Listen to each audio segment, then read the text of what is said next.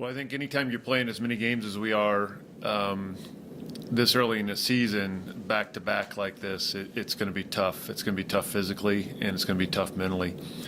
It was an emotional weekend with the ending of the Great Alaska Shootout, a hard-fought win and a hard-fought loss to finish up. But this is what we play for, the Great Northwest Athletic Conference, trying to win a championship and earn the automatic bid into the tournament and the automatic bid into the regional tournament. And so this is what the schedule tells us we have to do, so we don't have any choice but to turn around.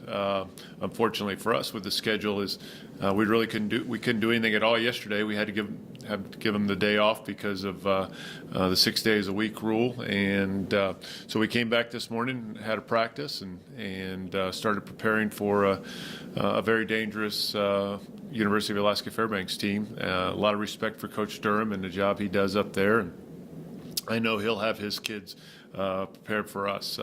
That being said, the physical part isn't much different for us than it is for them. They were on the road at a tournament last week also, and so I'm sure their kids are a little bit beat up, a little bit tired, and so at least there's a little equality there. After we finish playing Alaska Fairbanks, hopefully we can get a win, and then we'll concentrate on an undefeated Montana State Billings team who's been resting and waiting for both of us to finish playing. And so I think our kids understand how important it is. We've got some seniors who've been around the block in other conferences. They understand conference play, and we'll take the time we can and get prepared, and hopefully we can concentrate on the Nanooks tomorrow night and be successful. Coach, I think you had a chance to maybe see some of them because they were here for the Alaska Hawaii Challenge. I know you were the team right after, but did you have any sneak peeks at UAF while they were here?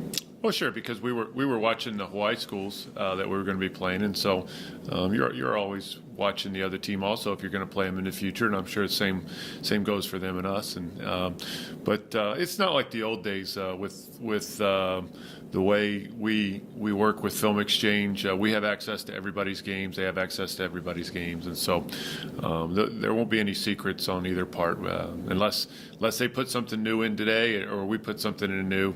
We're going to know what each other is doing, and like I said, Mick's done a tremendous job up there, and I know they're going to be a well-coached team, and he'll have them prepared, and we'll have to be on our A game.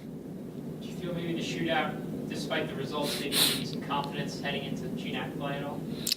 Well, I just think the fact that we finally started to buy into the system and do the things we were supposed to each day, and we're not going to be perfect, but as you look at Thursday evening against Santa Clara, that was our first time that we put 40 minutes together where we tried to buy into the system. And then Saturday against Charleston, I thought we did the same thing. We fell down on execution a few times against Charleston, but I thought our physical effort was there. I thought our commitment to doing things the way we want to do them are there. And because of that, I think that our offensive success will follow. I made the point before, we've spent a lot of time on defense, and so now our offense needs to catch up to that defense without letting the defense fall off.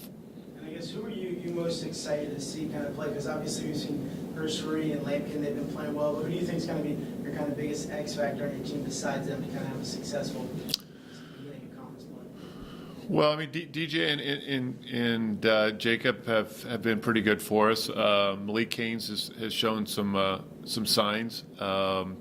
Again, as the point guard, that's probably the toughest position as far as accepting roles and doing what you're supposed to. And he struggled a little bit, but I thought he had a really good night on Thursday, and he had another good day on Saturday. So he and I are starting to get on the same boat there. So I think he'll continue to get comfortable with the system and improve. The other kid I think that has a chance to really step up is Malik Clements. You saw him start the last couple of games, but Malik battled a few injuries. He had a few personal issues that took him away from practice for a few days, and so he's been behind a little bit. We also have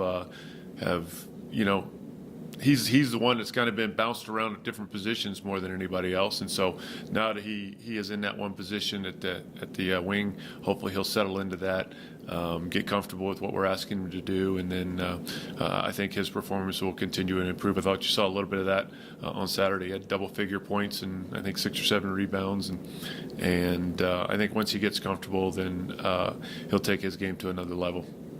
And is this team where you want it to be, or where you'd like it to be at this point for this far? No, I wish we were undefeated, to tell you the truth. But we are what we are right now. We're 4-4, and we have a lot of work left to do.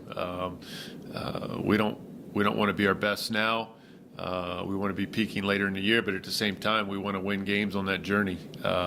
If you don't win games, then you're either leaving it up to a selection committee or you're not in the conference tournament. So we've got to win basketball games to earn ourselves into the GNAC tournament, where we can have a chance to not only play on our home floor, but compete for a berth to the NCAA tournament. So we're a long ways away from where our staff wants us to be. We're expecting to compete for championships, and I'm not sure we're there yet, but we're improving by each game, and hopefully we'll see improvement tomorrow night.